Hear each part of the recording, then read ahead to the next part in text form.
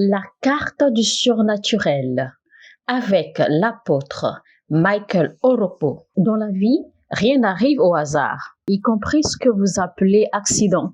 Il n'existe pas d'accident en soi, parce que le caractère, le processus, le protocole, toutes les circonstances ont été planifiées. Tout a été provoqué par quelqu'un. Tout a été provoqué et préparé dans le règne spirituel. Tout a été provoqué et projeté. Et c'est l'ignorance des hommes qui les décrivent comme accident. Sinon, il n'existe pas d'accident en soi. Tout le processus, tout le mécanisme est délibérément projeté. Et rien n'arrive au hasard aux personnes qui vivent dans le surnaturel. C'est plutôt elles qui provoquent les choses. Si vous ne savez pas comment provoquer les choses, comment provoquer les événements, les gens projeteront les événements dans votre vie. Et quand les hommes provoquent les choses dans votre vie, vous devenez victime de votre destin. Moi, j'ai personnellement appris il y a plusieurs années que rien ne doit m'arriver au hasard. Ce serait plutôt moi de provoquer les choses. J'ai juré que rien ne m'arrivera au hasard. Alors, je me suis lancée à la recherche. J'ai cherché des informations pour savoir comment les hommes projettent les choses dans la vie d'autrui. J'ai également cherché à savoir et à comprendre comment les hommes provoquent les événements. Parce que ma Bible m'a appris que Dieu ne le fait pas dans le favoritisme. Dieu n'est pas preneur de parti et Dieu ne respecte ni les âges ni les classes. Tout le monde peut tout faire et tout le monde peut devenir ce qu'il désire. Tout est question de l'homme ici et non de Dieu. Ce n'est plus Dieu qui contrôle les événements qui se passent aujourd'hui. C'est les hommes qui contrôlent les choses qui arrivent et qui doivent arriver. Parce que Dieu a déjà créé un système. Il existe déjà un système que quiconque désire produire du changement peut accéder. Et donc, c'est le degré auquel vous assistez ou vous entrez dans ce système qui déterminera ce qui arrive dans votre vie. Et si vous devez fonctionner dans le surnaturel, il y a des protocoles à respecter. Et c'est pour cela que l'Église ne peut jamais faillir. Les gens peuvent faire tout ce qu'ils veulent contre l'Église, car nous n'appartenons pas au monde. Nous vivons dans le monde, mais nous appartenons à Sion. Nous venons de Sion. Et notre source se trouve dans l'esprit. Alors, quand un homme veut étendre ses ailes, même s'il n'a pas d'argent, il peut toujours régner. Parce que la puissance n'est pas en fonction de ce que vous possédez physiquement. La puissance, c'est plutôt qui vous êtes dans l'esprit. Parce qu'il y a des dimensions dans lesquelles vous entrez et c'est comme si vous marchiez sur les galaxies. Les anges n'ont pas besoin de compte bancaire pour être riches ou pour être fortunés. Parce que quand votre vie grandit spirituellement, vous devenez comme un ange. C'est pour cela, quand ils ont aperçu Philippe et qu'ils ont vu que sa face, son visage brillait, son visage scintillait, ils l'ont appelé un ange. Parce qu'il est bien possible pour un homme de grandir spirituellement jusqu'à ce qu'il commence à fonctionner selon l'ordre céleste. Le surnaturel commence à l'intérieur. Il provoquera premièrement une joie dans votre esprit et cela devient peu à peu une loi qui s'établit en vous. Et c'est pour cela que vous n'avez pas besoin de faire une école biblique pour fonctionner dans le surnaturel. Et dès que cette loi est activée en vous, vous le saurez. Et quand vous allez vous retrouver dans une situation où vous offensez quelqu'un, cette loi à l'intérieur de vous vous incitera, vous obligera, vous amènera à aller vous excuser. Je ne suis pas venue vous exciter à travers ce message. Je viens plutôt vous enseigner les lois spirituelles, l'ordre spirituel selon lequel vous devez vivre afin de devenir invisible à votre génération. Parce que les ténèbres approchent. Le plan du diable est méchant. Donc, vous ne pouvez pas vous permettre d'être un chrétien normal. Alors, quand la vie finit son processus avec vous, jusqu'à ce que vous arriviez à réaliser que les choses ne sont plus pareilles pour vous, le deuxième principe vient d'être activé.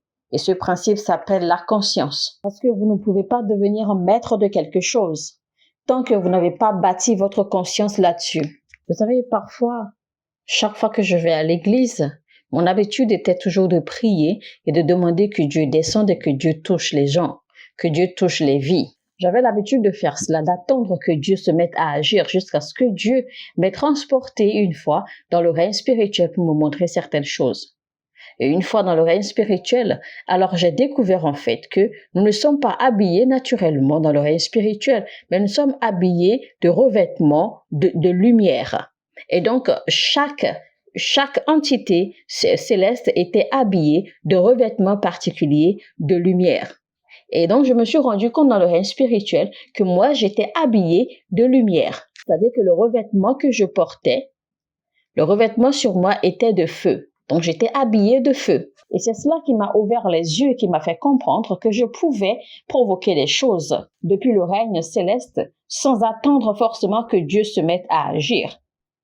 C'est alors que j'ai commencé à bâtir ma conscience sur ce fait. Et donc, désormais, je sais que chaque fois, quand j'entre quelque part, j'apporte le feu. Et donc, si à l'instant même, je désire que Dieu se mette à toucher les gens maintenant, cela va commencer à se produire à l'instant même. Je peux le faire n'importe quand, n'importe où, comme je le désire, sans avoir forcément besoin d'attendre que Dieu lui-même décide de commencer à agir. Parce que je me suis rendu compte dans le règne spirituel que je porte le feu déjà et que je peux provoquer les choses.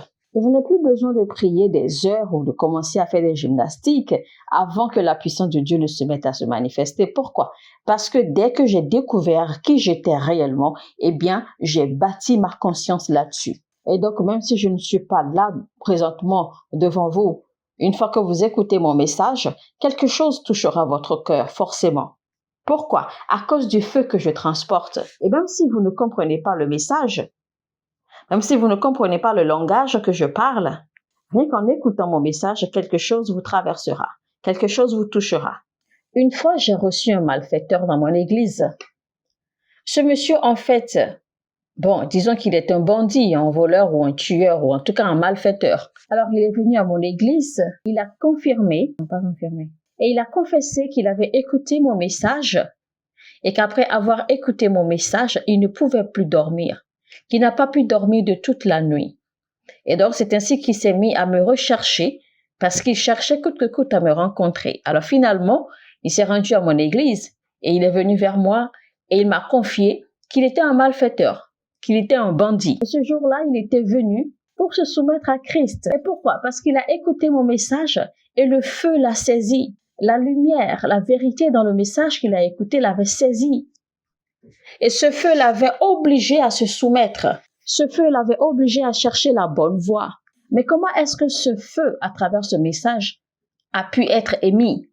Simplement parce que celui qui a fait le message, celui qui a prêché le message, est arrivé à bâtir une sorte de conscience sur qui il est. Ces messages prêchés, peuvent toucher n'importe quelle âme, n'importe où dans le monde, même s'il n'est pas présent physiquement. Et une chose est certaine, c'est que quand vous arrivez à bâtir cette conscience, tout ce qui a été déposé à l'intérieur de vous pour votre vie et pour votre destin, vous commencez à les manifester. Parce que c'est cette conscience bâtie qui exprimera ce que vous portez ou ce que vous transportez. Il y a beaucoup de personnes qui possèdent tellement de Dieu, mais elles ne savent pas comment les exprimer, comment les déployer. Ils sont beaucoup trop conscients du monde et pourtant, ils veulent déployer les choses célestes. Cela ne se passe pas comme ça. Dieu fonctionne avec votre état d'esprit. Quand vous lisez Éphésiens 3, verset 20, il est écrit que Dieu est capable de faire. Ça veut dire que Dieu pourrait ne pas être capable de faire. Mais si la Bible dit que Dieu est capable de faire au-delà, ça veut dire que Dieu peut faire infiniment au-delà de ce que nous pensons, de ce que nous pouvons imaginer et de ce que nous demandons. Ça veut dire que la puissance de Dieu est limitée à votre conscience. Alors imaginez par exemple que vous vous retrouvez soudainement devant une situation qui déclenche la peur en vous.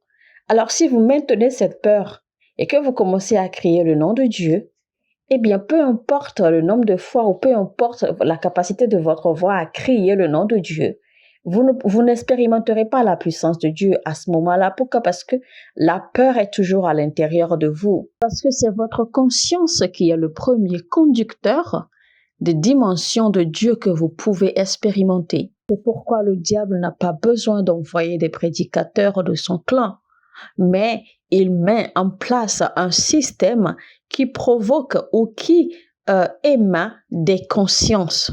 Imaginez par exemple que vous achetez des stylos et que l'image publicitaire sur les stylos, en fait, on a mis une femme nue. Et donc, pendant que vous avez le stylo, eh bien, vos yeux sont tout le temps sur. Vous voyez tout le temps la femme nue sur votre stylo, alors que voilà, voici un stylo que vous utilisez tous les jours. Et donc, vous voyez cette image de femme nue tous les jours.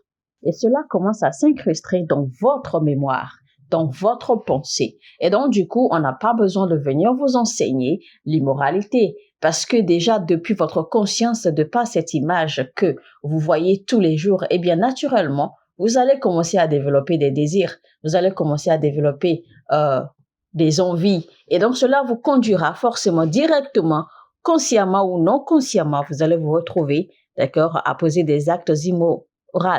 Parce que la force de votre esprit est dirigée dans la direction de votre conscience. Alors, lisons le livre de Psaume 82, verset 6 qui dit « J'avais dit, vous êtes des dieux. Oui, vous tous, vous êtes des fils du Très-Haut. » Mais dans le verset 5, il a dit « Mais ils ne comprennent rien. Ils ne savent rien. Ils avancent tâtonnant parmi les ténèbres. Et tous les fondements des pays du monde en sont ébranlés. » Le verset 7, il dit « Cependant, vous périrez comme tous les hommes. Vous serez déchus comme les chefs des nations. » Et pourquoi cela, chers amis? Simplement parce qu'ils ne connaissent rien. Parce que du moment où ils connaissent, du moment où ils reçoivent la connaissance ou la révélation, cela devient leur expérience personnelle. Jésus vint dans Jean 10, verset 34, et il a répété le même verset, il a répété la même parole. Et il a dit, « N'est-il pas écrit dans votre propre loi? Moi, le Seigneur, je vous ai dit, vous êtes des dieux. » Or, on ne saurait discuter le témoignage de l'Écriture. Si donc votre loi appelle Dieu, c'est auquel s'adresse la parole de Dieu. Donc, Jésus-Christ a toujours marché et fonctionné dans cette conscience. Il n'a jamais fonctionné dans la conscience humaine. Il a toujours fonctionné dans cette conscience qu'il est Dieu. Alors, permettez-moi de vous dire à travers ce message aujourd'hui, du moment où vous avez reçu la vie de Dieu, que vous avez accepté vivre selon le cadre de la vie de Dieu, à ce moment-là même, vous cessez d'exister comme un homme parce que vous êtes devenu une nouvelle créature. Et l'apôtre Paul l'a bien dit, il a dit, vous êtes une nouvelle créature. Et la raison pour laquelle vous êtes une nouvelle créature, c'est que Christ vit en vous. Christ qui est l'espoir de la gloire de Dieu. Et il a dit, quiconque qui a été associé ou quiconque qui s'est joint à l'Éternel devient un esprit avec lui. Alors, en entrant dans ce service aujourd'hui, je sais que je ne suis pas ici seul. Je sais que le Saint-Esprit est venu avec moi. Et je le sais tout simplement. Je n'ai pas besoin de jeûner et prier pour le savoir. Je le sais déjà, il est là avec moi. Je suis entrée dans ce service avec la pleine conscience que Jésus est avec moi, qu'il est à mes côtés. Alors parfois, quand vous me voyez prêcher et qu'il y a des moments où je m'arrête, en fait, ce n'est pas parce que je suis fatiguée, mais c'est parce que je sais que j'ai dit quelque chose. Et j'attends de voir si lui aussi, il a quelque chose à me dire. Parce que je sais que Jésus-Christ est avec moi, qu'il se tient à mes côtés chaque fois que je prêche. Donc cela devient comme un partenariat. Donc nous travaillons ensemble, je ne travaille pas seule. Alors quand je prêche et que je m'arrête à des moments donnés, j'attends de voir s'il a quelque chose à me dire, s'il a un message à passer. Et pour ça, je n'ai pas besoin de parler en langue longtemps. Je n'ai pas besoin de prier pendant des heures pour le savoir. Parce que ce n'est pas toutes les fois que nous prions en langue que nous recherchons quelque chose. Mais parfois, quand nous prions en langue pendant des heures, c'est parce que nous avons besoin de réveiller cette conscience que nous sommes des dieux. Parce que quand vous demeurez beaucoup trop avec les gens de la chair, quand vous demeurez beaucoup trop avec les hommes, vous finirez par penser comme les hommes. Vous risquez de commencer à agir comme les hommes. Alors, de la même façon que vous passez beaucoup de temps au milieu des hommes, vous avez également besoin de passer du temps avec Dieu. Et la seule façon de migrer des fréquences des hommes pour entrer dans les fréquences de Dieu, c'est de parler en langue. C'est ce que la Bible nous recommande. Alors, parfois, quand je prie en langue longtemps, ce n'est pas une activité religieuse, ce n'est pas un acte religieux. C'est parce que je désire me retrouver dans le surnaturel, dans la dimension de Dieu, parce que je veux quitter la dimension des hommes. Mais la Bible nous dit que celui qui s'exprime en langue ne s'adresse pas aux hommes, mais communique avec Dieu plutôt. Dans le règne naturel, ceux qui parlent en langue paraissent insensés aux autres. Mais la Bible nous dit que celui qui parle en langue déclare des mystères. Alors le fait de prier aide à réveiller, à raviver votre conscience. Je peux vous enseigner sur la gloire, je peux vous enseigner sur la foi, aussi longtemps que je le désire. Mais si vous n'avez pas cette connaissance, cette révélation du fait que votre conscience spirituelle, la conscience de qui vous êtes, doit être éveillée et que vous devez marcher dans cette conscience, tout ce que je vais vous enseigner sera vain. La raison pour laquelle beaucoup de personnes sont déchues, ce n'est pas parce que le diable est si fort. C'est parce que nous fonctionnons avec une mentalité d'échec, une mentalité de doute, une mentalité de faiblesse. C'est parce que nous vivons avec une fausse mentalité.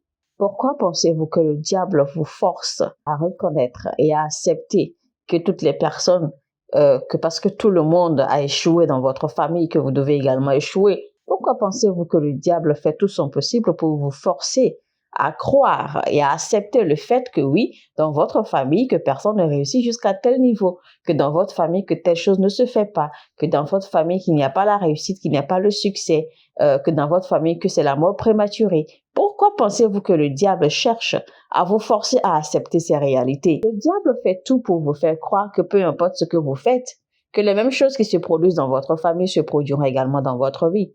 Et que peu importe vos efforts, que vous n'irez nulle part, que vous n'irez pas loin. Ça, c'est la mentalité, c'est la conscience que le diable vous force à acheter. Mais moi, je me suis dit à moi-même, parce que je sais qu'il existe ce qu'on appelle grâce. La Bible m'a dit que la main de Dieu reposait sur Élie, et Élie a couru de ses pieds, et il a dépassé les chariots du roi. Moi, je ne veux même pas savoir si la main de Dieu était sur mon arrière-grand-père, ou si la main de Dieu était sur mon père.